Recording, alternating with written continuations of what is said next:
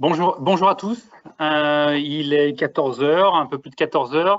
Je vous propose qu'on démarre notre webinaire. Donc, bienvenue à tous pour notre webinaire sur notre traditionnelle loi de finances, d'explication sur la loi de finances 2022. J'espère que tous les gens sont en train de s'inscrire tout doucement, c'est en train de s'installer. J'espère que vous m'entendez bien. Donc, écoutez, je profite de ces derniers jours pour laisser arriver les deux derniers retardataires. Je profite de ces derniers jours, de ce dernier jour du mois de janvier pour vous souhaiter de vive voix et encore une fois vous renouveler au nom de toute l'équipe Axence nos meilleurs vœux pour cette année 2022. Nous savons ce qu'il faut nous souhaiter collectivement en termes de pandémie et je vous souhaite à titre personnel et professionnel beaucoup de réussite dans vos différents projets, beaucoup de bons moments partagés. Et sachez que toutes nos équipes seront mobilisées et à vos côtés pour vous aider à réussir vos projets professionnels. On va attaquer donc cette présentation de loi de finances. Audrey Graille, notre fiscaliste, va vous décortiquer un tout petit peu les principales mesures de cette loi de finances. On va essayer d'être concis.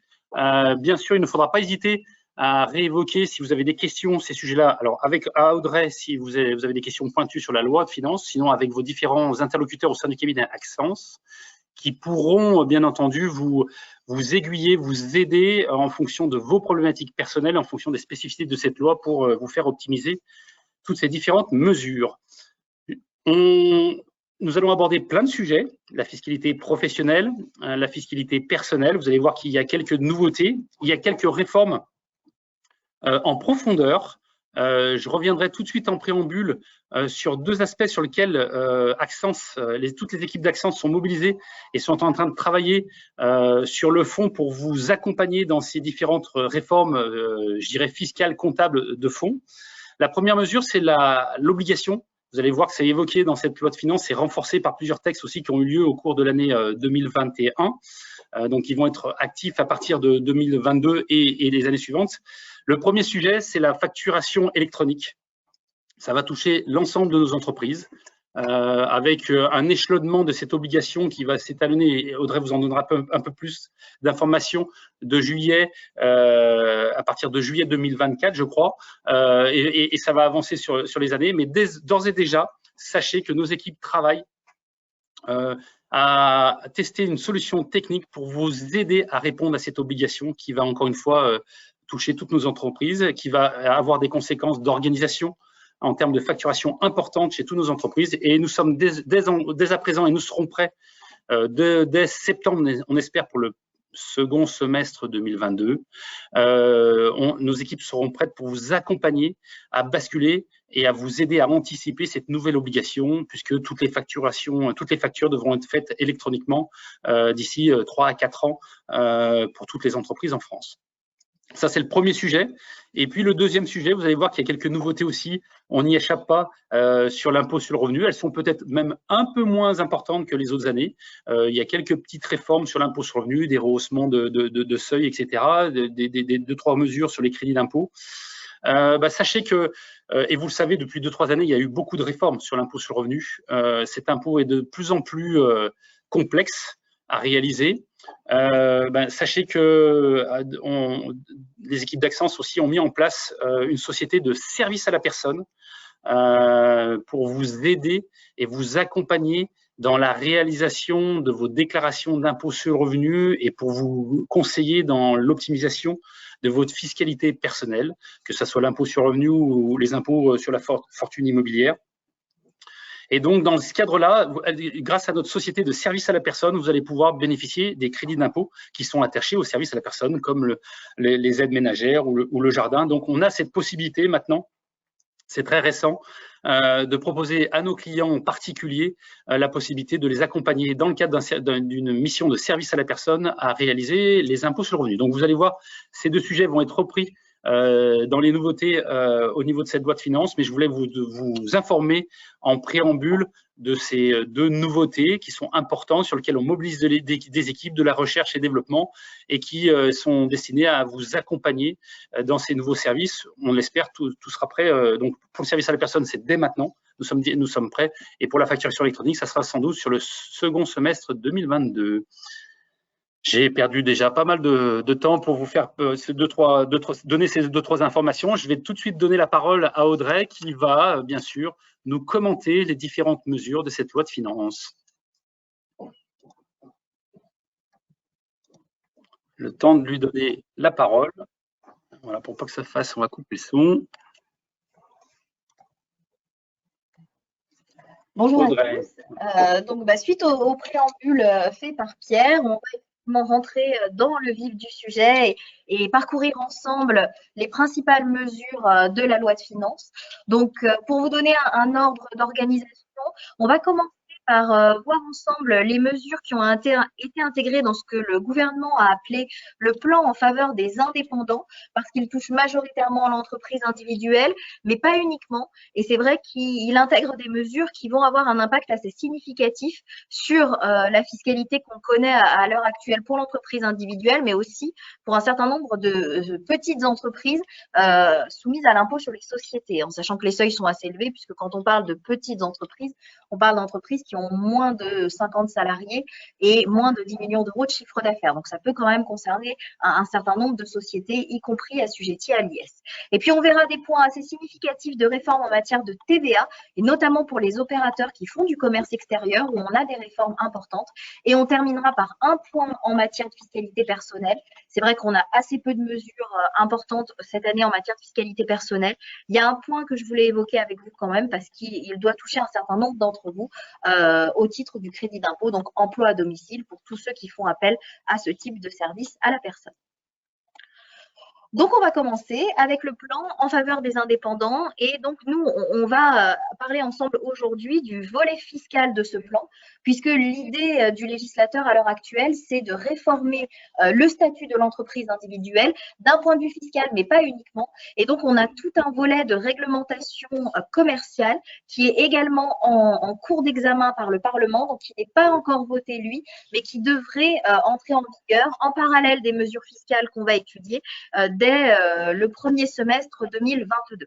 Bien évidemment, la loi de finances est cantonnée aux aspects fiscaux de cette réforme et ce sont ces aspects-là qu'on va voir ensemble aujourd'hui. Donc, le premier élément de réforme, c'est une réforme d'ampleur assez significative puisque dans notre système fiscal actuel, les entreprises se partagent en deux types de structures pour l'imposition de leurs bénéfices. Les entreprises individuelles qui relèvent de l'impôt sur le revenu, puisque comme leur nom l'indique, c'est une activité qui est exercée à titre indépendant par une personne qui a la caractéristique donc de travailler seule dans le cadre d'une structure individuelle.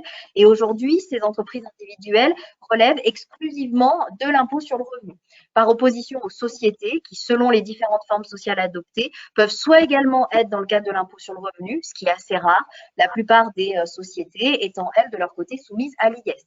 Mais dans notre système actuel, le point qui était fondamental, c'est que les entreprises individuelles et donc les exploitants qui exerçaient à titre individuel n'avaient en aucun cas la possibilité d'avoir accès à l'impôt sur les sociétés.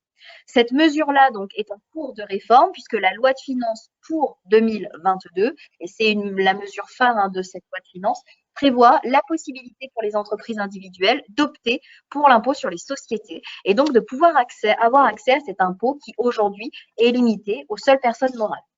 De manière générale, cette option pour l'impôt sur les sociétés s'inscrit dans une réforme beaucoup plus profonde de l'entreprise individuelle, puisque la caractéristique également, au-delà de l'imposition dans le cadre de l'impôt sur le revenu d'une entreprise individuelle, c'est l'application de ce qu'on appelle le principe d'unicité du patrimoine, c'est-à-dire qu'un entrepreneur individuel dispose d'un patrimoine unique qui regroupe l'intégralité de ses biens personnels comme professionnels.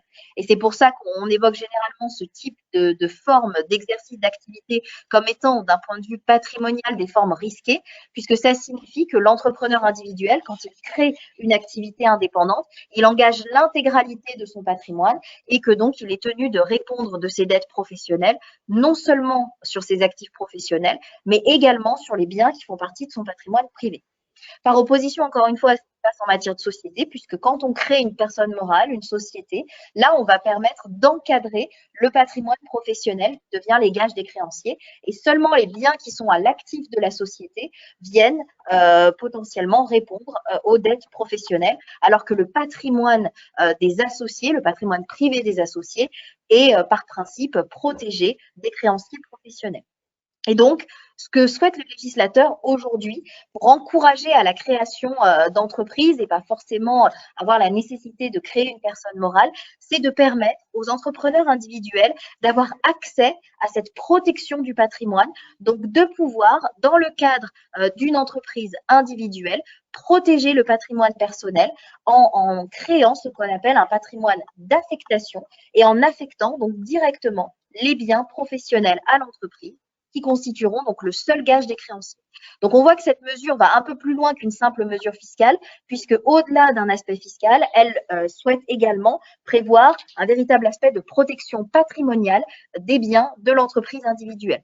C'est une vraie réforme par rapport à la situation actuelle, parce que quand on regarde ce qui se passe actuellement, les seules possibilités de protection du patrimoine d'un entrepreneur individuel, c'est la déclaration d'insaisissabilité de biens qui permet aujourd'hui de protéger la résidence principale et les biens immobiliers non affectés à l'activité professionnelle en les déclarant donc insaisissables.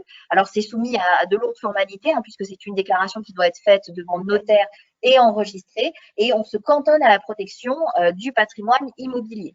Et sinon, après, si on veut aller plus loin, aujourd'hui, vous le voyez, la seule possibilité, c'est de changer la forme sociale, puisqu'il faut soit basculer en EIRL, forme juridique qui pose énormément de problèmes parce que la réglementation, notamment sur l'actif de l'EIRL, a été assez mal construit et en tout cas assez difficile à suivre dans la mise à jour du patrimoine professionnel de l'entreprise. C'est pour ça que c'est une forme qui a eu assez peu de succès. Et donc après, la seule solution qui s'offrait à l'entrepreneur individuel, c'était la création d'une société unipersonnelle s'il était seul, donc EURL ou SASU.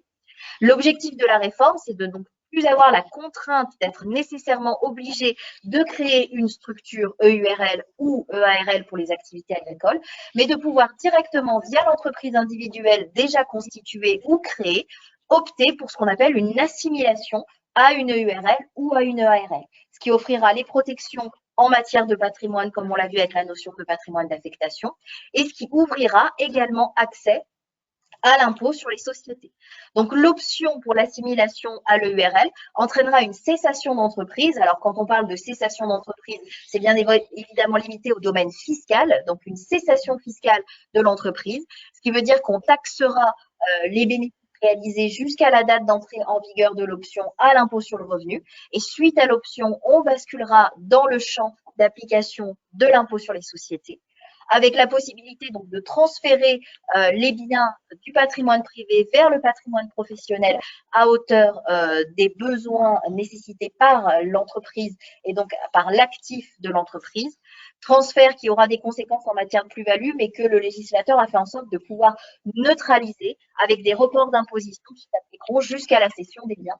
Et puis surtout, le point majeur, c'est l'option pour l'impôt sur les sociétés, qui s'appliquera donc de plein droit dès lors que l'entrepreneur individuel choisira d'opter pour l'assimilation, et ce qui le conduira, pour ceux d'entre vous qui exercent aujourd'hui en entreprise individuelle, vous voyez que ça sera une réforme vraiment d'envergure, puisqu'on raisonnera exactement comme une société soumise à l'IS.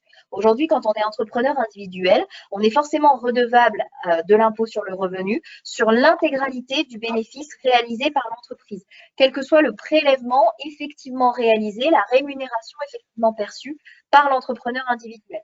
Là, maintenant, on va changer de logiciel, si on peut dire, et vraiment fonctionner comme une société, puisque la société, l'entreprise individuelle paiera l'impôt sur les sociétés sur le bénéfice réalisé.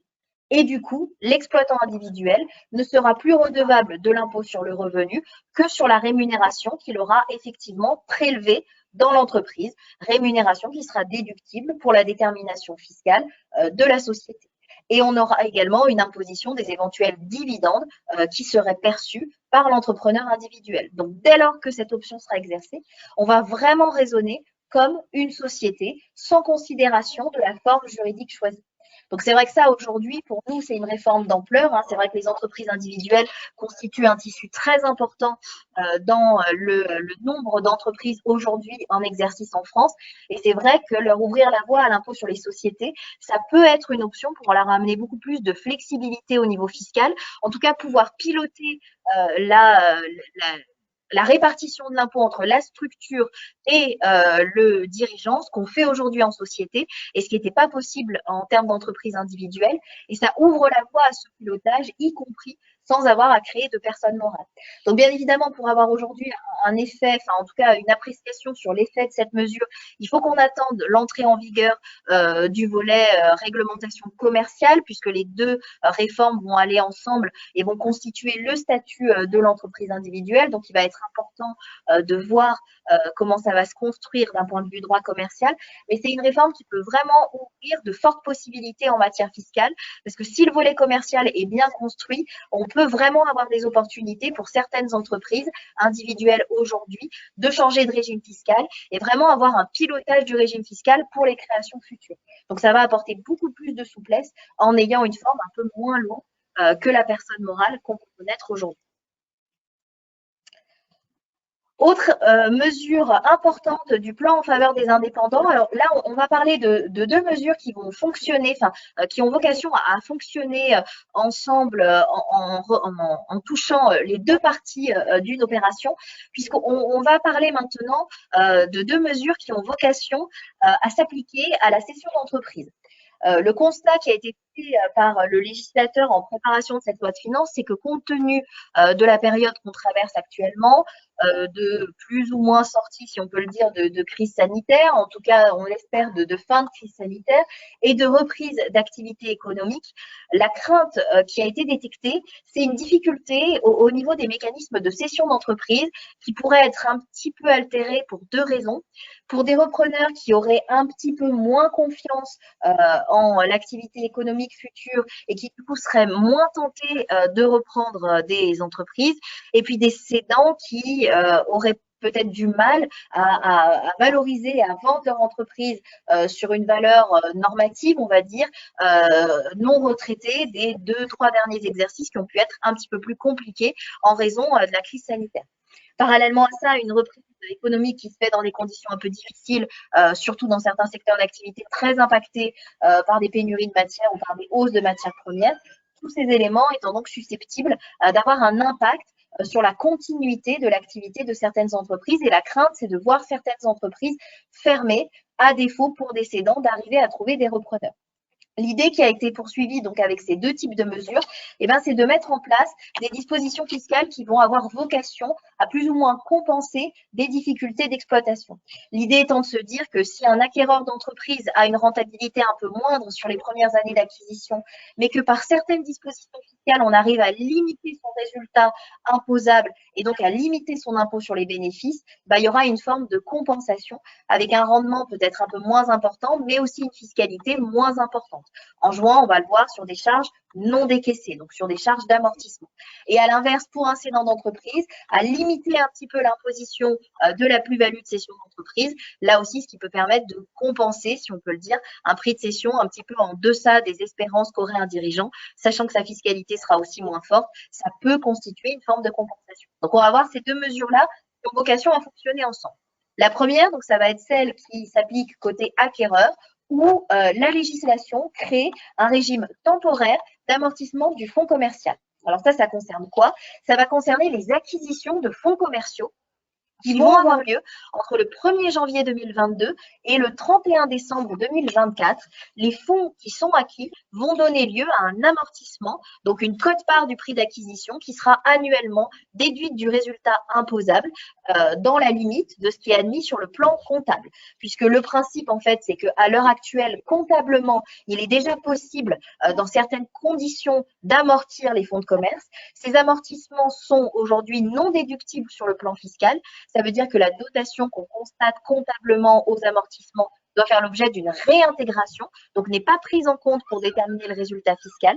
L'idée, c'est que pendant cette période intermédiaire d'acquisition de 2022 à 2025, on va pouvoir, sur le même principe que comptablement, déduire les amortissements qui sont constatés. Donc, on n'aura plus à faire cette réintégration comptable de l'amortissement constaté en comptabilité. Ça va concerner donc les acquisitions réalisées entre 2022 et 2025. Ça, c'est un point important puisque dans la pratique, les règles comptables prévoient la majeure partie du temps un amortissement sur 10 ans. Ça veut donc bien dire que pour les fonds qui vont être acquis sur cette période visée par la législation, c'est bien l'intégralité de l'amortissement sur les 10 années pratiquées qui sera déductible. C'est uniquement le critère de la date d'acquisition du fonds qui va être retenu. Une fois que le fonds est bien acquis dans la période visée par la législation, on pourra bien aller au terme du plan d'amortissement. À l'inverse, par contre, ce que ça veut dire également, c'est que pour les fonds qui ne seraient pas acquis dans cette période, là, pour le coup, il n'y a pas de déductibilité de l'amortissement qui sera prévu. Donc, on est vraiment sur une fenêtre de tir qui va concerner les acquisitions réalisées de 2022 à 2025. On a quand même quelques exclusions, il faut le noter en fonction du type d'activité, et notamment aujourd'hui, les artisans qui sont exclus. Alors, pour une raison qui est très théorique, qui est que d'un point de vue comptable, ce sont des activités qui sont imposables comme des activités commerciales, donc dans la catégorie BIC, mais qui ne sont pas tenues au respect du plan comptable général. Il n'y a pas d'obligation légale à appliquer le plan comptable général, et c'est à cause de ça que les artisans sont exclus aujourd'hui. Ce qui est un petit peu lourd quand même, puisque dans la pratique, la plupart des artisans, en tout cas ceux qui établissent leur compte avec l'assistance d'un expert comptable, appliquent de fait ce plan comptable, même s'ils ne sont pas tenus de le faire. Donc c'est vrai que l'exclusion paraît un petit peu sévère. Et on espère qu'on va avoir des adaptations de la législation à ce niveau-là, puisqu'aujourd'hui, pour la plupart des artisans, il n'y a pas de différence entre non seulement le plan comptable tenu, mais également les modalités de détermination du résultat fiscal par rapport à une autre entreprise BIC. Donc, c'est vrai que ça mériterait peut-être d'être un petit peu affiné pour avoir une exclusion qui ne se limiterait qu'aux artisans qui, dans les faits, n'appliquent pas ces réglementations. Néanmoins, aujourd'hui, l'exclusion est de principe et les fonds artisanaux ne pourrait pas rentrer dans la mesure telle qu'elle est décrite actuellement. Et puis, ça va exclure également les titulaires de BNC. Donc là, on vise plutôt les activités juridiques et les activités médicales pour lesquelles les rachats de patientèle ou de fonds libéral ne seraient pas non plus éligibles à la mesure. Sous réserve de ces deux exclusions, on va par contre avoir quelque chose d'assez large, puisque toutes les acquisitions à titre onéreux vont bien pouvoir rentrer dans le dispositif. Et donc, le principe, c'est qu'on appliquera la déduction donc prévue en comptabilité. Donc, généralement, un amortissement sur 10 ans pour la plupart des entreprises, en tout cas celles qui ont un chiffre d'affaires qui ne dépasse pas 12 millions d'euros. Donc, vous voyez, ça laisse quand même un certain seuil d'accès à cette mesure. Pour les autres qui auraient un chiffre d'affaires supérieur, il n'y a pas d'exclusion de principe. C'est simplement que la durée d'amortissement sur 10 ans qui est prévue par la législation ne peut pas s'appliquer sans justification. Et c'est-à-dire qu'il faut pouvoir justifier d'une durée d'exploitation limitée. Alors, ça peut être 10 ans, mais ça peut être plus ou moins. Toujours est-il qu'il faudra que la durée d'amortissement retenue par l'entreprise dont le chiffre d'affaires dépasse 12 millions d'euros puisse se justifier au regard des conditions d'exploitation.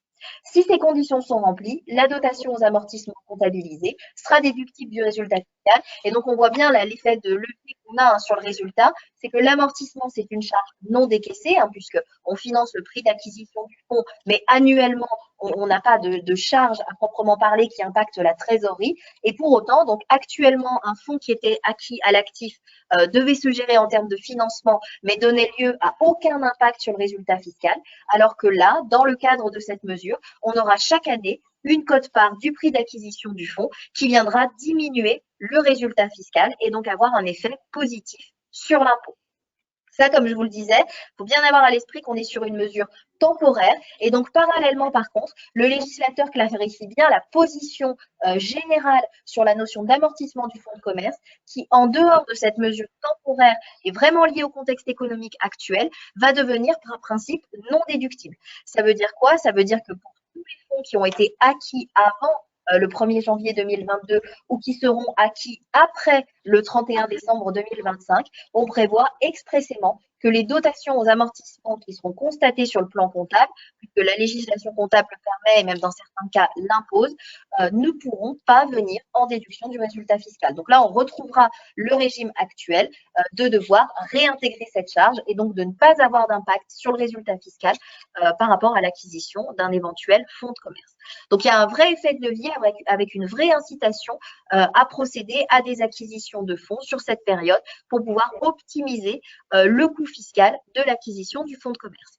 Ça, c'est pour la partie acquéreur. On va voir maintenant la mesure qui a été prévue en faveur des cédants.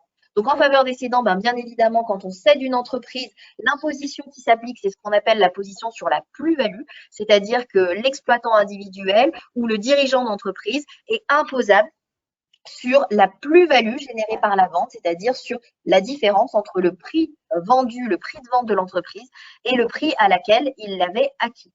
Le choix qui a été fait donc par le législateur, pour vous donner un ordre d'idée aujourd'hui, on raisonne à peu près sur des fiscalités de 30%. C'est un petit peu général ce que je vous dis, mais c'est ce qui s'applique dans le cadre du droit commun. On a quelques régimes d'exonération, quelques régimes d'abattement sur certaines entreprises individuelles, quelques régimes d'abattement pour durée de détention quand on parle de type de société. Mais de manière générale, il faut retenir qu'on a une imposition globale au taux de 30%. Donc ça veut dire quand même un tiers de la plus-value qui est réalisée par le dirigeant qui est taxable en termes d'impôts répartis en impôt sur le revenu et en prélèvements sociaux. Donc, l'idée, c'est d'avoir un impact sur cette fiscalité. Alors, pas en la diminuant de principe. Les taux d'imposition qui existent dans notre droit à l'heure actuelle n'ont absolument pas été revus. Donc, on reste sur cette idée d'imposition au taux de 30%, donc à hauteur d'un tiers de la plus-value. Mais ce qu'a fait le législateur, c'est de jouer sur des régimes d'exonération qui existent. Là aussi, on voit qu'il n'y a pas eu de volonté de créer de régimes nouveaux, mais on a adapté des régimes qui sont actuellement existants. Le premier régime qu'on a adapté, de manière là pour le coup assez significative, c'est le régime donc légalement de l'article 238 quindecies, ou qu'on appelle également de manière plus vulgarisée en termes d'appellation, l'exonération en fonction de la valeur des éléments scellés. La législation telle qu'elle existait jusqu'à présent prévoyait que lorsqu'un entrepreneur individuel vend son fonds de commerce moins de 300 000 euros ou une société soumise à l'IS vend le fonds de commerce qu'elle exploite moins de 300 000 euros, on avait une exonération, soit d'impôt sur le revenu, soit d'impôt sur les sociétés, sur la plus-value qui était réalisée. Et on avait une exonération partielle entre 300 000 et 500 000 euros de prix de cession. Le législateur a fait le choix d'augmenter significativement ces seuils. Donc, ça va être exactement le même régime. On va exonérer la plus-value en deçà d'un certain prix de cession du fonds vendu. Sauf que le prix de cession a été considérablement augmenté, puisqu'au lieu de 300 000 pour obtenir une exonération totale, on passe à 500 000 euros. Donc, toujours pareil, on raisonne par rapport au prix de cession du fonds et on bénéficiera d'une exonération partielle quand on vendra un fonds de commerce ce qu'on appelle une branche complète d'activité, donc l'ensemble des éléments qui permettent l'exploitation d'une activité indépendante pour au maximum 1 million d'euros. Donc, on va quand même assez significativement élargir le champ d'application des bénéficiaires. Les autres conditions restant inchangées mais étant pas très nombreuses, il faut que l'ensemble des éléments qui servent à l'exploitation de l'activité soient bien transmis aux cédants. Donc, il ne faut pas que l'entreprise souhaite conserver certains éléments d'actifs type par exemple un véhicule. Souvent ça peut faire obstacle au dispositif. Donc bien évidemment, quand l'exonération est assez intéressante, il vaut mieux laisser tomber la reprise du véhicule et le vendre avec l'entreprise. C'est plus prudent et fiscalement en tout cas plus intéressant. Et puis l'autre condition, c'est d'avoir exercé l'activité pendant au moins 5 ans. Donc là aussi, ce n'est pas une durée qui est trop problématique généralement. Donc c'est pour ça que là, pour le coup, il y a un effet positif qui est assez important avec beaucoup plus de fonds cédés qui vont pouvoir permettre à leur exploitant de bénéficier de l'exonération sur la plus-value. Vous avez mis, pour qu'on ait un ordre d'idée, que ça puisse représenter un petit exemple, sur un fonds qui est vendu 380 000 euros. Donc, vous voyez, on raisonne bien en prix de cession du fonds, pas en plus-value. C'est le prix de cession du fonds qui nous permet de déterminer si on est dans le champ d'exonération ou pas. Ce fonds cédé générant une plus-value de 50 000 euros. On voit que dans l'ancien système, on n'aurait bénéficié que d'une exonération partielle, puisque notre prix de vente dépassait 300 000 euros. Et sur une plus-value de 50 000 euros, avec les méthodes de calcul qui nous étaient données, on aurait pu exonérer 30 000 euros de plus-value. Sous-entendu que 20 000 aurait été imposable, grosso modo, à un taux de 30%. Alors que là, dans le nouveau régime, c'est l'intégralité de notre plus-value qui pourra bénéficier d'une exonération. Donc ça va être un dispositif potentiellement qui peut avoir pas mal d'impact et intéresser un certain nombre de cédants. On en a un deuxième qui a été ajusté, alors de manière beaucoup moins significative, c'est le dispositif de départ en retraite. Dans le cadre de ce texte, on a la possibilité, là aussi, de bénéficier d'une exonération de plus-value pour les entrepreneurs individuels qui vendent leur entreprise dans le cadre de leur départ en retraite. Les conditions, alors étant, comme ce qu'on a vu tout à l'heure, d'avoir exercé l'activité pendant au moins 5 ans, et puis il faut que l'entrepreneur arrête toute activité dans son entreprise, donc bien évidemment en tant qu'exploitant, mais également en tant que salarié. Il n'a pas le droit de continuer ensuite de participer à l'activité en tant que salarié, et il doit également liquider ses droits à la retraite, soit dans les 2 ans suivent la cession, soit dans les 2 ans qui la précèdent. L'idée étant de pouvoir permettre 2 types de sortie, on va dire, de l'exploitant. La première, donc soit il cède son entreprise et il souhaite pouvoir accompagner son repreneur, donc il va continuer à travailler dans l'entreprise pendant au maximum 2 ans et il devra ensuite arrêter son activité et liquider ses droits à la retraite. Soit à l'inverse, on est face à un dirigeant qui a souhaité maintenir son activité pendant longtemps et qui arrive à un stade où il n'a plus d'intérêt à cotiser puisqu'il est arrivé au bout du système avec l'ensemble des trimestres validés et l'âge légal atteint. Et dans cette configuration-là, il peut liquider ses droits à la retraite tout en continuant de travailler dans son entreprise et la céder au maximum 2 ans après la liquidation des droits à la retraite, donc pour lui permettre de trouver un repreneur dans de bonnes conditions. C'est uniquement sur cette deuxième situation-là que le législateur a souhaité intervenir, en prévoyant que quand on sera face à un exploitant ou à un dirigeant d'entreprise qui aura liquidé ses droits à la retraite parce qu'il arrive au bout de son parcours de cotisation, au lieu d'avoir 2 ans pour pouvoir trouver un repreneur et procéder à la cession, il aura 3 ans pour le faire. Donc, on est vraiment dans cette logique de se dire qu'en vertu du contexte actuel, on pourrait avoir des repreneurs, enfin des cédants en tout cas, qui ont des difficultés à trouver un repreneur et donc leur permettre d'avoir une année supplémentaire pour pouvoir entrer dans le dispositif. Donc, vous voyez, on est sur un allègement qui a le mérite d'exister, mais qui va avoir moins d'ampleur que celui qu'on a vu précédemment sur les hausses de prix de cession des fonds de commerce. Pour ceux d'entre vous qui pourraient être concernés par cette situation, c'est vrai que ça laisse quand même un petit peu de souplesse avec une année supplémentaire pour pouvoir procéder à la transmission de l'entreprise. Dernier point dont je voulais parler très rapidement, parce que là, pour le coup, c'est une mesure assez simple d'application, mais si certains d'entre vous sont concernés, elle peut avoir un petit intérêt. Ça concerne donc le crédit d'impôt formation. Ça s'adresse aux entreprises pour lesquelles les dirigeants ou les exploitants passent quelques heures en formation. Donc, on pense notamment aux professions réglementées, médecins, avocats, qui ont des heures de formation à respecter annuellement. Dans ce type de cas, il est prévu qu'on applique un crédit d'impôt au titre du temps passé par le dirigeant en formation. Alors, c'est un crédit d'impôt qui est d'un montant assez limité, avec un encadrement qui est fort, puisqu'on retient le nombre d'heures du dirigeant en formation dans la limite de 40 heures par année et qu'on multiplie par le taux horaire du SMIC qui nous donne notre montant de crédit d'impôt annuel. Ça représente au maximum, du coup, pour les entreprises qui peuvent en bénéficier, un crédit d'impôt d'environ 420 € là pour l'année 2021. Ce qu'il faut savoir, c'est que pour les entreprises qui emploient moins de 10 salariés et qui ont un chiffre d'affaires qui ne dépasse pas 2 millions d'euros, on va avoir un petit effet d'aubaine sur l'année 2022 puisque le crédit d'impôt qui sera obtenu en application des règles de calcul que je viens de vous évoquer sera simplement doublé au titre de l'année 2022. Donc, ça veut dire que pour un même niveau d'heures de formation, environ 40 heures de formation par an, au lieu d'avoir un crédit d'impôt comme 420 € comme habituellement, quand on fera ces formations au titre de l'année 2022, on sera sur un crédit d'impôt de 840 € au lieu du montant habituel. Donc, il y a un petit effet bénéfique qui peut permettre, dans certains cas, de autant anticiper des formations sur 2022 plutôt que de les planifier sur début 2023.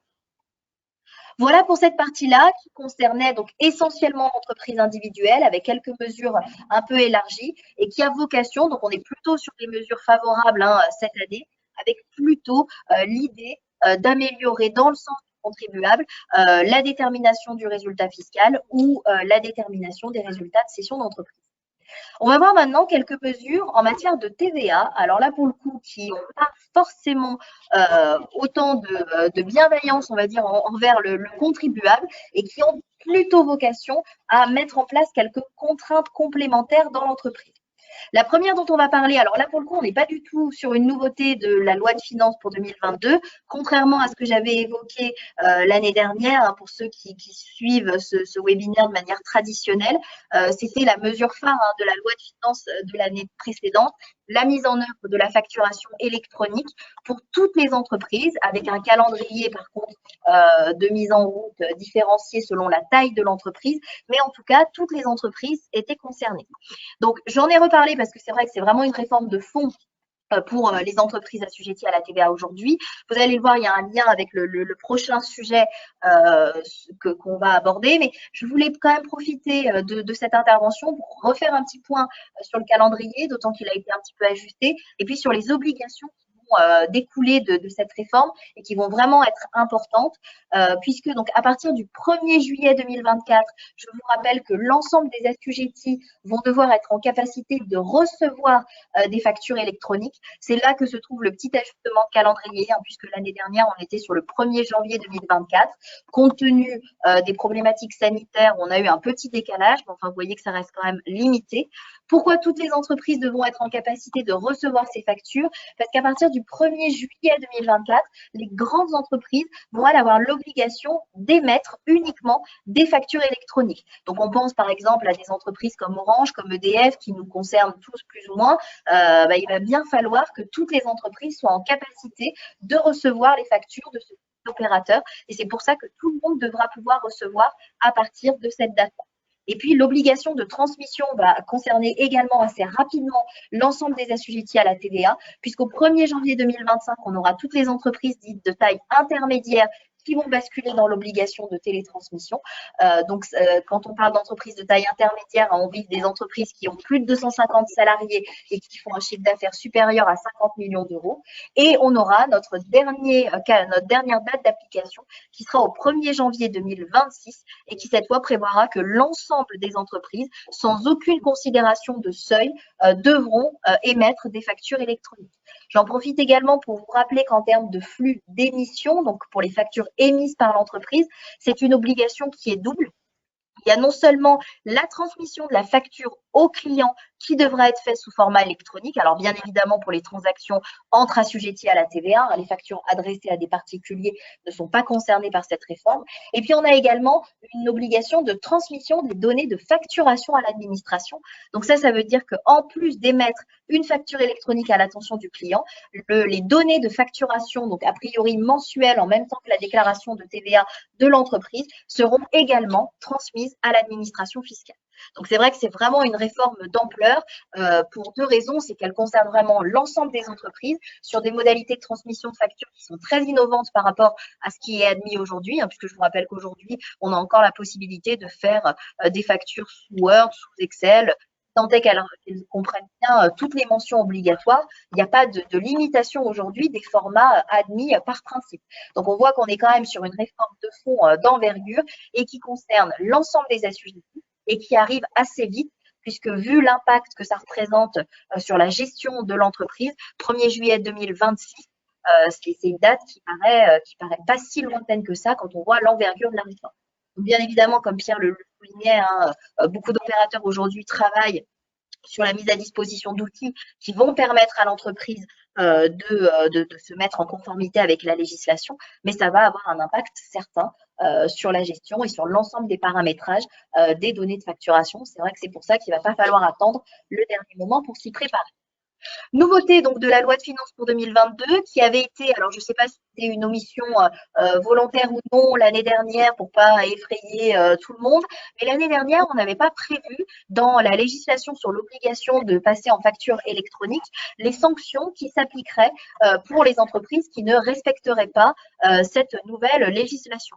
L'omission volontaire ou pas a été réparée par la loi de finances pour 2022 puisqu'on sait donc maintenant que le défaut d'émission des factures électroniques sera sanctionné d'une amende de 15 € par facture, avec quand même une limite annuelle à 15 000 € pour une même année civile. Enfin, ça veut dire quand même potentiellement 15 000 € d'amende fiscale par année si les obligations en matière de facturation électronique ne sont pas remplies. Amende qui sera double puisqu'au-delà de sanctionner le fait de ne pas émettre de facture électronique, on sanctionnera également le défaut de transmission des données e-reporting. Donc ça vise les données de facturation qui doivent être transmises à l'administration fiscale. Donc si une entreprise ne respecte pas cette obligation, l'amende là sera également de 250 € par transmission, toujours pareil, dans une limite annuelle de 15 000 €. Donc pour les entreprises qui ne rentreraient pas du tout dans l'application de la réforme, on voit c'est 30 000 € d'amende fiscale potentiellement par année civile. Donc c'est vrai que ça va être assez rapidement dissuasif. De manière générale, le législateur en a profité pour revoir l'ensemble des sanctions qui s'appliquent en matière de facturation. Pourquoi? Parce qu'on était sous le coup d'une sanction communautaire, puisque les instances de l'Union européenne reprochaient à notre système de sanctions de ne pas être plafonné et surtout de ne pas permettre la possibilité aux contribuables de régulariser sa situation. Donc du coup, sur le principe, on n'a pas changé fondamentalement notre système, mais on a simplement encadré les sanctions qui s'appliquent aujourd'hui pour défaut de facturation. Donc, le défaut de facturation, ça vise le cas dans lequel on n'émet pas de facture pour un flux qui aurait dû donner lieu à une facture. Donc là, les amendes sont très significatives. C'est 50% du montant qui aurait dû être facturé dans la limite de 375 000 € par exercice. Ça peut être limité à 5% du montant qui aurait dû être facturé dans la limite de 37 500 € par exercice si la transaction a été régulièrement comptabilisée. Ça a le mérite d'exister, mais c'est vrai qu'en termes d'application, c'est rarement prévu puisque généralement, quand on n'émet pas une facture, c'est rarement pour aller déclarer correctement le flux en comptabilité. Si toutefois il s'avère que c'est vraiment une mission tout à fait innocente de la facture, ça réduit potentiellement les montants d'amende applicables. Et puis on sanctionne également, ça j'ai eu l'occasion d'en discuter avec certains d'entre vous dans le cadre d'audits qu'on peut mener sur la facturation. Vous savez aujourd'hui qu'un certain nombre de mentions doivent être apposées pour la facture. Alors ça va bien évidemment des mentions habituelles telles que le numéro de facture qui doit répondre à certains critères et notamment être continu dans une séquence chronologique et unique sur l'année. Bien évidemment les montants pour l'ensemble des prestations ou des biens fournis hors taxes, TVA et TTC. Mais ça va plus loin que ça avec des mentions qui relèvent du code de commerce également, notamment sur les taux d'intérêt qui s'appliquent en cas de paiement tardif, sur un certain nombre de majorations forfaitaires de ces amendes-là. Donc, tous ces éléments-là font partie de ce qu'on appelle les mentions obligatoires sur les factures et le défaut de mention peut être lourdement sanctionné puisqu'on prévoit aujourd'hui une amende de 15 € par mention manquante et par facture. Donc, c'est vrai que quand on a un gros volume de factures de vente avec des erreurs qui se reproduisent sur l'ensemble des factures, ça peut être des amendes assez significatives, puisque 15 € par mention par facture, si vous avez un peu de volume, c'est par année civile également, généralement un contrôleur contrôle 3 années civiles en même temps, ça peut faire des montants qui sont assez significatifs. Et c'est surtout sur cette amende-là que la question du plafond posait un petit peu souci. Et donc, c'est pour ça que le législateur a introduit un plafond. Le total des amendes au titre d'une même facture ne pourra pas excéder le quart du montant facturé. Donc, ça peut quand même faire quelque chose de significatif. Et surtout, il est prévu une possibilité pour le contribuable de régulariser sa situation, puisqu'aujourd'hui, on nous explique qu'on a légalisé une tolérance administrative qui prévoyait que, en cas de première infraction commise dans l'année et au cours des 3 années précédentes, on n'aura pas d'application de ces sanctions si l'assujetti accepte soit spontanément, sans sollicitation d'administration, soit dans les 30 jours d'une demande de l'administration, de régulariser sa situation. Alors, c'est vrai que ça, dans les faits, c'est des choses qu'on voyait un petit peu. Moi, ça m'est arrivé plusieurs fois sur des contrôles fiscaux de voir des vérificateurs qui appliquaient cette situation-là et qui acceptaient, en cas de première notification, donc d'indiquer dans leur notification qu'ils avaient relevé telle ou telle infraction, mais que dans la mesure où c'était la première fois, il n'y aurait pas d'amende appliquée, que bien évidemment, si la même infraction était constatée pour un contrôle futur, là, la sanction s'appliquerait. L'avantage de ça maintenant, c'est que ça va légaliser cette position et que du coup, tous les vérificateurs vont être tenus de l'appliquer. Parce que c'est le petit défaut du système qu'on constatait. On avait certains vérificateurs un peu plus zélés que d'autres qui, par contre, n'avaient pas la même application de cette tolérance. Là, maintenant, l'avantage, c'est que comme c'est plus une tolérance, mais une disposition légale, tous les agents de l'administration devront l'appliquer. Donc, ça nous protège un petit peu de sanctions quand même. Ça veut dire qu'à défaut d'avoir une première alerte de l'administration fiscale, on sait qu'on risque pas grand-chose. Le fait que la facturation électronique se mette en place va de toute façon régler beaucoup de problèmes au niveau des obligations en matière de facturation. Donc, normalement, on a moins d'alertes maintenant sur ce type de sanctions. Autre point assez important en matière de TVA qui va concerner ceux d'entre vous qui font de la livraison de biens et qui est un problème lié, enfin en tout cas une problématique soulevée par l'exigibilité de la TVA qui est modifiée sur les acomptes en matière de livraison de biens. Le principe, c'est qu'aujourd'hui, quand on livre un bien, donc on parle ici d'un bien corporel, hein, une marchandise qui a une existence, une matérialité physique, la TVA est à reverser par le fournisseur au trésor public au moment de la facturation du bien et de la livraison du bien. Le principe même, c'est que c'est la livraison et par mesure de facilité, le législateur admet qu'on raisonne avec la date de la facturation. Ça veut dire que quand vous êtes fournisseur, que vous vendez des marchandises, quand vous émettez votre facture à votre client, vous devez reverser au trésor public la TVA sur la facture au titre du mois au cours duquel le bien est livré et ou au titre du mois au titre duquel la facture est émise. Qui impliquait, contrairement à ce qui se passe en matière de prestation de service, où là, on va raisonner sur l'encaissement. Ça veut dire que si vous êtes prestataire de service, la TVA est à reverser le jour où votre client vous paye le prix de la prestation. Ce système impliquait qu'en matière d'acompte, quand on faisait un acompte sur une prestation de service, eh ben, on devait, dès lors qu'on raisonne à l'encaissement, reverser tout de suite le montant de la TVA acquitté par le client sur l'acompte versé. En revanche, en matière de livraison de biens, dans la mesure où l'acompte précédait la livraison, on n'était pas tenu de reverser de la TVA sur le montant d'acompte. Et c'est vrai que de manière générale, les acomptes sur les livraisons de biens se font aujourd'hui sans TVA. Il n'y a même pas nécessairement d'émission de facture, puisque du coup, on n'est pas tenu aux réglementations en matière de TVA. Et l'intégralité de la TVA se gère au moment de la facture d'ensemble de la prestation, enfin de la livraison du bien, et donc au moment où le client s'acquitte du solde de la prestation et on décaisse la TVA sur l'intégralité du montant facturé. On ne va plus avoir la possibilité de fonctionner de cette façon-là à partir du 1er janvier 2023. Donc là, attention, on n'est pas sur une mesure d'application immédiate. Hein. L'idée étant que dans certains secteurs d'activité, ça va quand même changer assez significativement le mode opératoire. Et donc, du coup, on a voulu laisser le temps aux entreprises de pouvoir paramétrer correctement leur flux de facturation pour qu'il n'y ait pas de problème en termes d'exigibilité, enfin, en tout cas, le moins de problèmes possible en termes d'exigibilité de la TVA.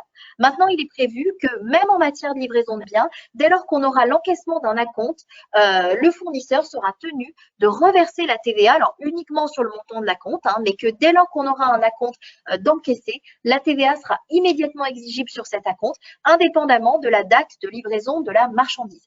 Donc, c'est vrai qu'on pense à certains secteurs d'activité, donc notamment dans le domaine des ventes automobiles, où c'était assez fréquent de pratiquer des systèmes d'acompte et qui ne généraient pas d'application de TVA, et donc qui potentiellement aujourd'hui sont dans le champ de ce nouveau régime, avec une TVA qui sera due sur le montant de l'acompte, et puis au moment de la facturation du solde, et bien uniquement le solde de TVA versé sur le solde du prix.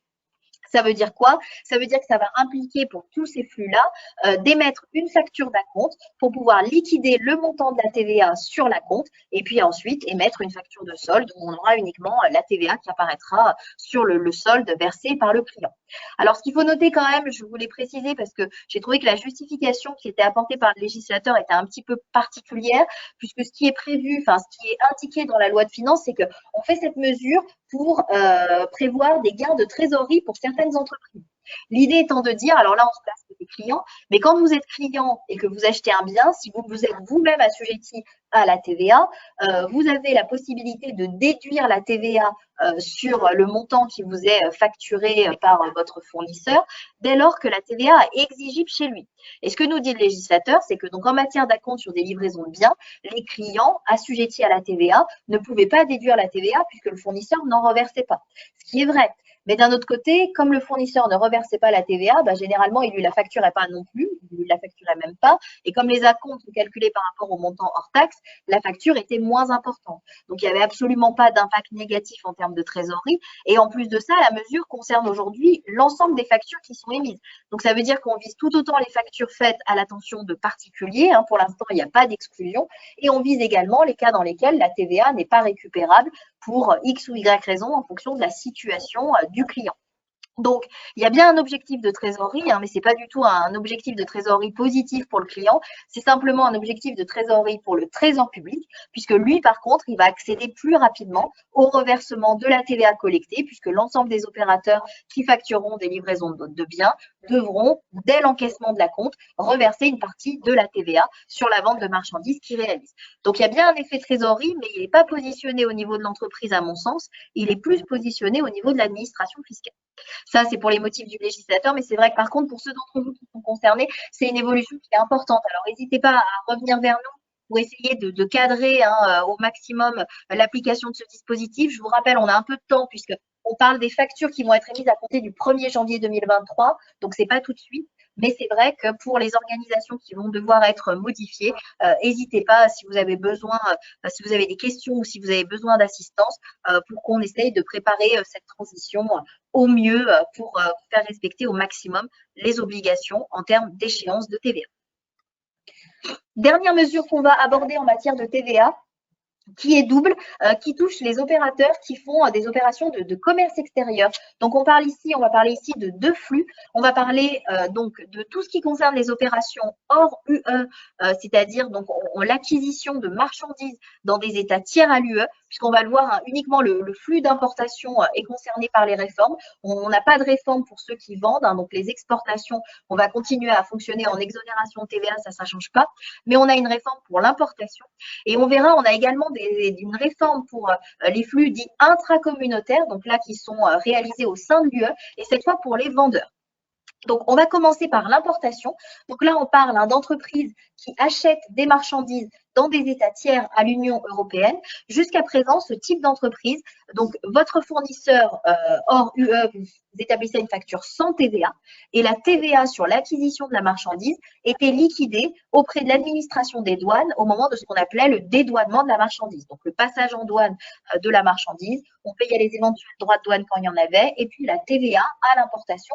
TVA qui, suivant votre situation, si vous êtes normalement assujetti et que le bien est acquis pour les besoins de l'entreprise, donnait lieu à déduction, donc qui était reportée sur votre déclaration de TVA en TVA déductible, comme n'importe quelle autre TVA facturée par un fournisseur classique. Ce système fonctionnait très bien.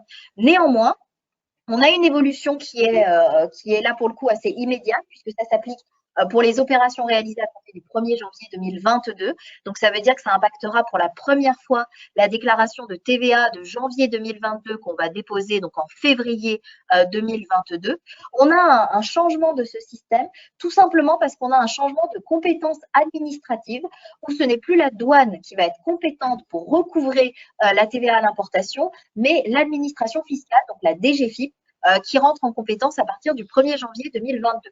Du coup, ce changement de compétence administrative oblige à changer les modalités de recouvrement de la TVA, puisque du coup, il n'y a pas de possibilité pour l'administration des douanes de fonctionner, pour l'administration fiscale de fonctionner comme l'administration des douanes. Et donc, du coup, ce qu'on prévoit, c'est une généralisation du mécanisme de l'autoliquidation. L'autoliquidation, c'est quoi? Ceux d'entre vous qui font des opérations intracommunautaires connaissent ce système. C'est quand un opérateur va en même temps collecter et déduire sur sa propre déclaration de TVA la TVA qui est due sur l'opération. Donc là, ça implique quoi? Ça implique que pour les importateurs, le montant de l'importation sera porté et en chiffre d'affaires en tout cas pour générer la TVA collectée. Ça sera bien évidemment pas du chiffre d'affaires à proprement parler, mais ça sera une opération au titre de laquelle il est redevable de la TVA collectée et ensuite le porter en TVA déductible. Donc dans le fond, il n'y a pas de vraie modification. On continuera à avoir une TVA collectée avec une TVA déductible. Le seul impact, c'est éventuellement même un impact qui est plutôt positif en termes de trésorerie, puisqu'il n'y aura plus à le décaisser auprès de l'administration des douanes pour attendre de le redéduire sur sa propre déclaration de TVA. On va faire les deux opérations en une seule fois, mais la difficulté que ça peut induire, c'est que ça change un petit peu le mode opératoire au niveau de la déclaration de TVA. Et c'est ça avec ce système-là avec lequel il va falloir s'habituer pour qu'il n'y ait pas d'impair commis au niveau de la déclaration de TVA. Il y a certains opérateurs qui connaissaient déjà ce régime, puisque justement pour éviter le décalage de trésorerie, on avait la possibilité de demander à l'administration des douanes de nous autoriser à pratiquer l'autoliquidation de la TVA sur les importations. Pour ceux qui ont les autorisations, du coup, il n'y a pas grand-chose qui va changer. C'est que l'autorisation va devenir le régime normal. Et par contre, pour tous ceux qui acquittaient bien la TVA en douane, Là, pour le coup, on a une modification puisque eux, maintenant, il va falloir basculer sur le système de l'autoliquidation. Système qui est un peu complexifié en plus par les modalités que l'administration fiscale a aujourd'hui prévues pour ce changement déclaratif. Puisqu'il est quand même prévu que l'administration des douanes, qui aura forcément accès à la donnée, puisque la procédure de dédouanement en tant que telle ne va pas changer, donc on va continuer à faire rentrer tout un tas d'obligations de contrôle sanitaire, de contrôle des marchandises qui rentrent sur le territoire, l'administration des douanes va toujours procéder à ce qu'on appelle la procédure de dédouanement, sauf qu'elle n'y intégrera plus la TVA. Toutefois, elle aura quand même l'information du montant importé pour chaque opérateur économique. Information qu'elle va mettre à la disposition de l'administration fiscale pour permettre à cette dernière de pré-remplir les déclarations de TVA. Alors uniquement bien sûr sur la partie importation, mais ça veut dire que le montant des importations dont aura connaissance l'administration fiscale sera porté sur la déclaration de TVA du contribuable. C'est une information qui sera accessible a priori le 14 de chaque mois pour tous les opérateurs via deux options. Il y aura la possibilité d'y avoir accès via le compte impôt.gouv de l'entreprise sur la partie déclaration de TVA, donc avec le montant qui sera pré-rempli, et le détail qui aura été communiqué à l'administration fiscale par l'administration des douanes sera lui disponible sur le compte ProDouane de l'entreprise, si tant est qu'elle ait créé un compte ou qu'elle souhaite en créer un pour qu'on voit le détail de ce qui a été pré-rempli par l'administration fiscale. Quoi qu'il en soit, donc ça donnera des données pré-remplies qui devront bien évidemment être vérifiées et validées par l'entreprise et corrigées si besoin jusqu'à la date limite de dépôt de la déclaration qui, elle, est fixée au 24 de chaque mois. Donc, ça veut dire que les entreprises auront du 14 au 24 pour aller prendre connaissance du montant pré-rempli, le modifier s'il est inexact et bien évidemment compléter les autres données de la déclaration TVA qui, elles, ne seront pas pré-remplies.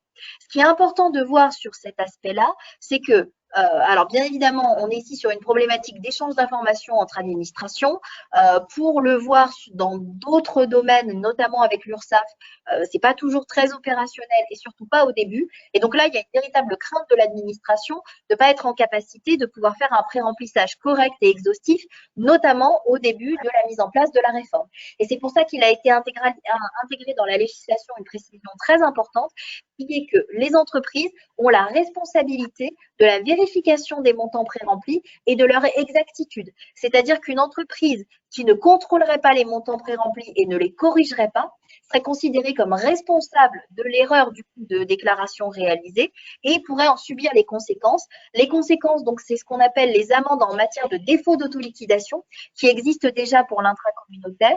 Donc, quand vous omettez d'autoliquider la TVA sur une opération, l'administration fiscale peut appliquer une amende de 5% du montant qui aurait dû être autoliquidé et surtout, elle peut, sous certaines conditions, remettre en cause la partie déductible de la TVA. Et là, pour le coup, c'est une sanction qui est forte parce que ça veut dire qu'on se retrouve à perdre le droit à déduction de la TVA. Donc, on verse la partie collectée, mais on n'a pas la partie déductible. Et donc là, on perd complètement la neutralité de la TVA. Donc, c'est une sanction qui est très forte et qui va imposer de contrôler le pré-remplissage des déclarations. Pour autant, c'est encore des mesures sur lesquelles on a un certain nombre d'incertitudes, notamment sur les dates de prise en compte quand on a des décalages d'opérations. Il arrive des fois qu'entre le moment où la marchandise est en douane et le moment où la marchandise est dans l'entreprise, on ait un certain délai et qu'il puisse changer la déclaration de TVA. Là-dessus, c'est des éléments sur lesquels l'administration fiscale n'a pas encore apporté de précision. Donc, on va avoir un certain nombre comme ça de questions à gérer. C'est pour ça que, notamment dans un premier temps, la connaissance du détail qui va figurer comme information sur le compte ProDouane risque d'être assez importante pour qu'on puisse contrôler de manière correcte ces bases-là. Donc, ça va être une source de difficulté pour pouvoir bien récupérer le contenu du document pré-rempli et détecter les ajustements qu'il va falloir faire. Et puis, c'est vrai que c'est un changement de mécanisme auquel on n'est pas forcément habitué quand on fait que de l'exportation. Donc, il va falloir apprendre à raisonner avec ce flux d'auto-liquidation. Pour vous donner un ordre d'idée, ça va impliquer des ajustements en matière de déclaration de chiffre d'affaires. On a des zones qui vont être créées sur les déclarations de TVA. Donc, je vous ai fait un document qui intègre ces zones avec l'identification des éléments qui seront normalement pré-remplis par l'administration fiscale en TVA collectée et également en TVA déductible. Tous les montants devront être reportés en fonction du taux applicable à l'opération réalisée. Ça, c'est pour la partie hors UE. On a également une adaptation pour les opérations dites cette fois intracommunautaires. Donc, intracommunautaire, c'est quand on est au sein de l'Union européenne. Quand on fait, alors là, cette fois, on va être sur un flux, on était sur un flux d'achat avec l'importation. Là, cette fois, on parle d'un flux de vente. Quand vous vendez des marchandises, donc à un opérateur assujetti lui également, qui est établi dans un autre État de l'Union européenne. Le nom légal, c'est la livraison intracommunautaire. Quand vous faites ce type de flux, alors la banque bénéficie d'une exonération de TVA, puisque parallèlement, votre client fait lui ce qu'on appelle une acquisition intracommunautaire, au titre de laquelle il pratique l'autoliquidation de la TVA. Donc ça ne change pas, hein, le régime de TVA reste en vigueur tel quel. Par contre, en tant qu'opérateur réalisant des livraisons intracommunautaires, vous êtes tenu de déposer ce qu'on appelle une DEB à l'expédition. Donc vous déclarez annuellement auprès de l'administration des douanes, annuellement c'est assez rare maintenant, mais mensuellement pour la plupart des opérateurs, les flux que vous avez réalisés en livraison intracommunautaire. Cette déclaration, donc on appelle la déclaration d'échange de biens, a deux objectifs. Permettre à l'administration des douanes de réaliser les statistiques du commerce extérieur et puis surveiller les règles fiscales en matière de TVA. Donc surveiller que pour la livraison intracommunautaire, on a bien appliqué l'exonération. Ça, généralement, ça ne pose pas de problème. Mais surveiller surtout que l'acquéreur a bien fait de son côté l'autoliquidation de la TVA et n'a pas simplement procédé qu'à la partie déduction et donc récupérer de la TVA indirecte.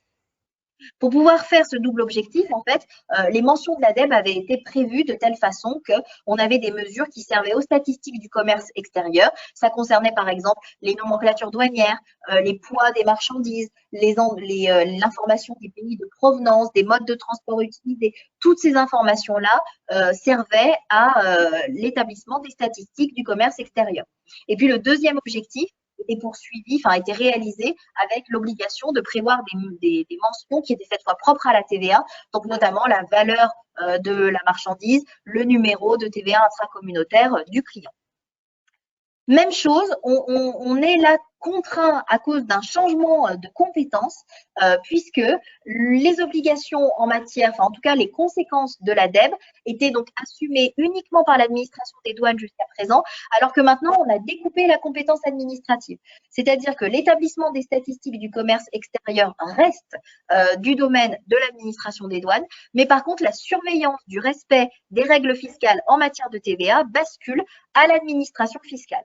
Et du coup, il est prévu que l'assujetti va être tenu de déposer 2 déclarations au lieu d'une, puisque là, pour le coup, ce qui a été décidé, c'est pas que l'administration des douanes transmettrait les données dont l'administration fiscale aurait besoin, c'est le contribuable qui va devoir scinder les 2 éléments et souscrire une déclaration auprès des douanes, donc on va appeler l'enquête statistique, qui sera donc envoyée à l'administration des douanes pour la partie statistique du commerce extérieur, et ensuite une deuxième déclaration qui est ce qu'on appelle l'état récapitulatif des clients et qui celle-là sera envoyée à l'administration fiscale et servira pour les besoins de la TVA. Donc bien évidemment, ça engendre une suppression de la DEB et c'est simplement que la DEB est scindée en 2 déclarations, une pour les douanes et une pour l'administration fiscale. Alors ça, c'est le principe. Après, c'est vrai que ça induit quand même un certain nombre de changements techniques et puis un petit peu de lourdeur administrative puisqu'on va se retrouver en double saisie. Donc, je vous ai mis là sur l'écran. Donc, la partie enquête statistique qui remplace vraiment la DEB à ce niveau-là et qui doit être transmise à l'administration des douanes, donc pour le 10e jour ouvré du mois pour les données du mois suivant. Donc là, pour le 10e jour ouvré de février, il va falloir transmettre les données pour le mois de janvier. Donc, ça va quand même ressembler en termes de données à communiquer à ce qu'on faisait en matière de DEB, mais ça va être enrichi d'une deuxième déclaration. Donc, il va y avoir un petit peu de lourdeur administrative et puis, dans certains cas, un risque de double saisie des informations. Ce qui était prévu, et ce qui est toujours prévu d'ailleurs, mais qui ne va pas avoir l'effet escompté, c'est que l'administration fiscale nous a communiqué que ça allait à terme se traduire par un allègement des obligations déclaratives. Pourquoi? Parce que toutes les entreprises n'auront pas chaque année à fournir l'enquête statistique. Tout le monde sera tenu au dépôt de l'état récapitulatif des clients pour la partie TVA, mais l'enquête statistique, on n'aura qu'un échantillon d'entreprises qui sera chaque année sélectionné par les douanes et qui va, entre guillemets, tourner un petit peu pour que ce ne soit pas toujours les mêmes opérateurs qui aient la charge de l'obligation déclarative.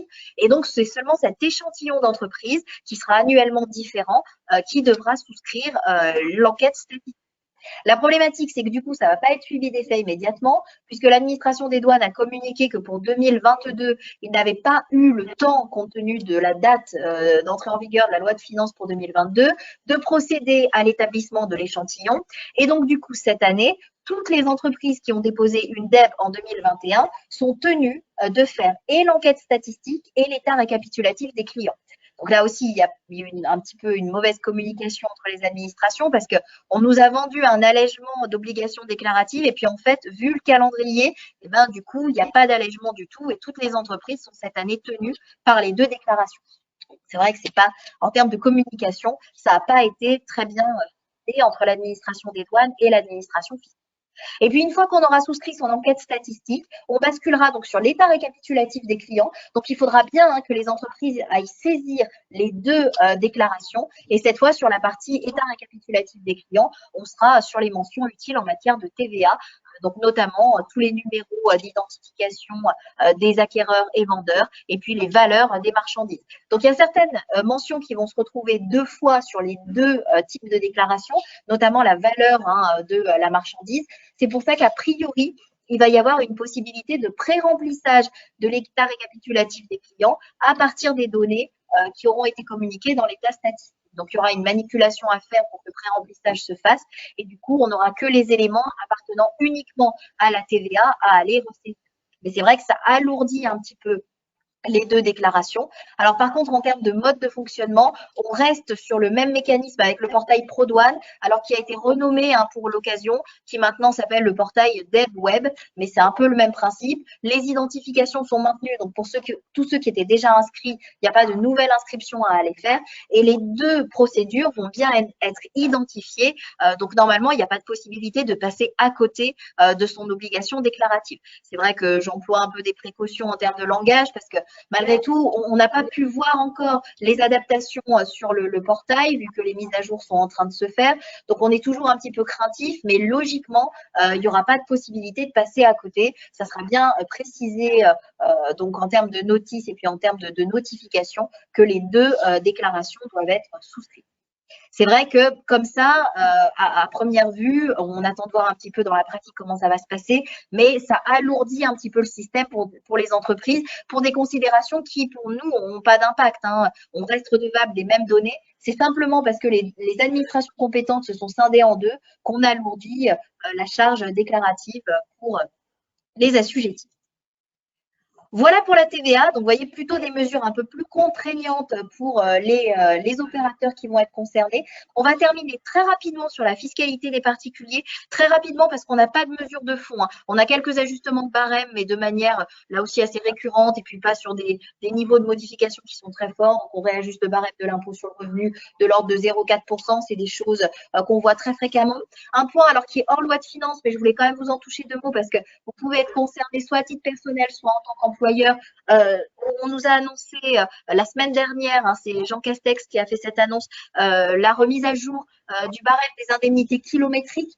Donc ça concerne ceux d'entre vous qui utilisent pour la déclaration de revenus les frais réels en utilisant le barème kilométrique. Et puis, ça touche aussi les employeurs qui remboursent les frais de déplacement à leurs salariés via ce barème. Donc, on a une mise à jour du barème qui est prévue, opérationnelle dès l'année 2021. Ça veut dire que ça va concerner la déclaration des revenus 2021 qu'on va faire en 2022, avec un réajustement du barème qui est annoncé à 10%. Alors, le barème n'a pas été encore communiqué en tant que tel, mais a priori, on va avoir un réajustement donc de 10% des indemnités kilométriques calculées en fonction du barème. Plutôt positif. Alors après, c'est vrai que ça paraît assez cohérent avec les augmentations, notamment de carburant, qu'on a connues sur l'année 2021. Dernière mesure dont je voulais vous parler, alors là, qui n'est pas du tout une réforme de fond du dispositif, c'est le crédit d'impôt emploi à domicile. Ça touche donc les contribuables, on parle ici en de particuliers pour le calcul de l'impôt sur le revenu, qui font appel à ce qu'on appelle le service à la personne, avec une aide ménagère, avec une aide pour le repassage, pour la garde d'enfants à domicile, pour l'entretien du jardin à domicile. Donc, c'est toutes les prestations pour lesquelles vous pouvez faire appel à un opérateur extérieur pour vous aider dans la réalisation de ces tâches à votre domicile. Ces opérateurs, dès lors qu'ils bénéficient d'un certain nombre de conditions, donc notamment d'agréments, vous établissent des factures qui ouvrent droit à un crédit d'impôt de 50% du montant de la prestation qui est réalisée. Donc, ce système fonctionne bien. Il y a beaucoup de contribuables qui l'utilisent à titre personnel.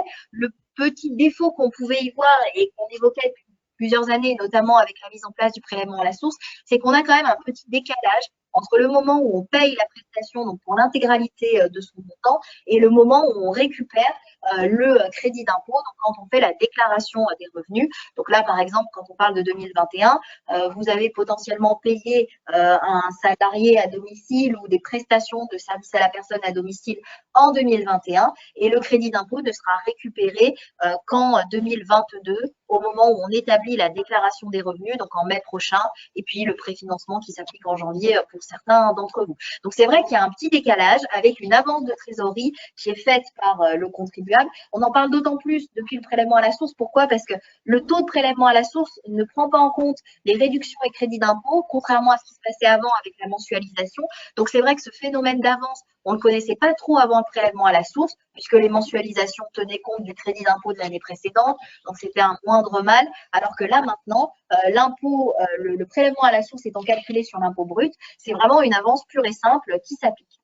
Et c'est là-dessus que le législateur a voulu jouer en essayant de mettre en place un système qui va permettre à certains services à la personne, en tout cas, d'avoir immédiatement la perception du crédit d'impôt. On va parler ici des services à la personne qui sont rémunérés par l'intermédiaire de la plateforme CESU. Donc ça concerne notamment ceux d'entre vous qui font appel à une femme de ménage ou à une assistance pour le repassage ou dans certains cas aux gardes d'enfants à domicile. On a la possibilité également de fonctionner avec cette plateforme et donc qui déclarent leurs salariés sur la plateforme CESU. Et donc le fonctionnement, c'est que chaque mois, vous allez déclarer le nombre d'heures effectuées par le salarié à votre domicile et le CESU vous indique le montant du salaire net qui est versé à votre salarié et le montant du prélèvement que l'administration de l'URSSAF va effectuer pour le paiement des cotisations sociales. Et l'idée, donc, c'est de jouer sur cette plateforme, qui est une plateforme publique, en prévoyant que, du coup, le crédit d'impôt dont bénéficiera le contribuable sera directement imputé sur le prélèvement effectué par l'URSSAF pour le règlement des cotisations sociales. Et que du coup, bien évidemment, vous continuerez à verser le salaire net aux salariés, mais par contre, en termes de cotisations sociales, il n'y aura que la part hors crédit d'impôt, donc 50% du montant dû, qui sera prélevé par l'administration de l'URSSAF pour vous permettre de tout de suite bénéficier de votre crédit d'impôt. Ça aura l'avantage d'éviter l'avance de trésorerie qu'on fait aujourd'hui et il est prévu d'élargir à partir de 2024 ce dispositif aux gardes d'enfants qui sont rémunérés par l'intermédiaire de Page Emploi. Donc, ça démarre juste, donc janvier 2022. Pour ceux d'entre vous qui peuvent être concernés, vous avez peut-être reçu en tant qu'adhérent du CESU un courrier du CESU, puisque pour rentrer dans le dispositif, ça ne sera pas automatique, il va falloir le demander en adhérant à ce que le CESU a appelé le service CESU+. Donc, quand vous faites votre déclaration au titre du mois de janvier, on va vous demander si vous souhaitez adhérer au service CESU+. Il y a une petite manipulation à faire et c'est donc ça que représente ce service CESU+. Et ça veut donc dire que à partir du janvier 2022, on imputera directement le crédit d'impôt sur le montant du prélèvement effectué par l'URSSAF. Bien évidemment, ce que ça veut dire, c'est que le crédit d'impôt ne sera plus mentionné sur la déclaration de revenus, puisque bien évidemment, il n'est pas prévu qu'il y ait de doublons. Et donc, ça veut dire qu'il va falloir faire attention en tant que contribuable à la différence des prestations, puisque certaines, donc toutes celles qui sont payées par le CESU, peuvent rentrer dans ce mécanisme de CESU+, si vous choisissez de l'appliquer. Mais par contre, ça veut dire que les éventuelles hautes prestations qui ne passeraient pas par le CESU, donc on pense notamment beaucoup aux paysagistes pour l'entretien des jardins qui font directement une facture que vous reportez sur votre déclaration de revenus. Ça continuera à s'appliquer tel quel, puisqu'il n'y aura pas de possibilité de préfinancement pour tous les services à la personne qui ne passeront pas par le portail CESU. Donc, pour ceux d'entre vous qui seront concernés par les deux types de services à la personne, il faudra bien être vigilant au moment de votre déclaration de revenus. Vous n'aurez plus à mentionner d'éléments au titre du CESU. Par contre, il ne faudra pas oublier d'intégrer dans votre déclaration de revenus toutes les prestations de services à la personne dont vous avez bénéficié hors service CESU. Pour récupérer votre crédit d'impôt, il faudra bien là toujours être avec le mécanisme peu la déclaration de revenus. Voilà pour les éléments que je souhaitais évoquer avec vous, donc sur les principales mesures de cette loi de finances. Si vous avez des questions, je reste à votre disposition, donc n'hésitez pas via les chats normalement. C'est vrai que c'est un petit peu plus difficile pour nous aujourd'hui encore en visio qu'en présentiel, on va dire, mais malgré tout, on s'habitue. Donc, si vous avez des questions, n'hésitez pas. Et puis, bien évidemment, s'il y a des questions qui viennent par la suite, je reste à votre disposition, donc soit moi directement, soit les collaborateurs avec qui vous avez l'habitude de travailler pour ceux qui me connaissent moins, notamment sur les aspects TVA, hein, parce qu'on sait que ça va impliquer des changements importants et qu'il peut y avoir un certain nombre de questions pratiques. Donc, n'hésitez pas à revenir vers nous pour avoir un peu plus d'éléments détaillés pour ce qu'on a comme précision. Et puis, bien évidemment, au fur et à mesure que les différentes administrations nous communiqueront des ajustements, on essaiera d'être le plus réactif possible pour répondre à l'ensemble de vos problématiques techniques. On n'a pas de questions. Voilà, pour l'instant, donc on n'a pas de questions qui s'affichent.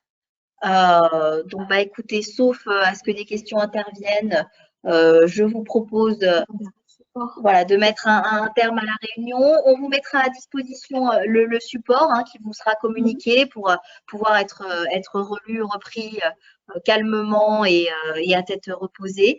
Je vous remercie de votre participation, de votre attention, parce que c'est vrai que même si on prend de plus en plus l'habitude des formations en ligne comme ça reste malgré tout un petit peu difficile des fois sur des formations un peu longues et un petit peu techniques. Donc, on vous remercie pour vos connexions et pour votre attention.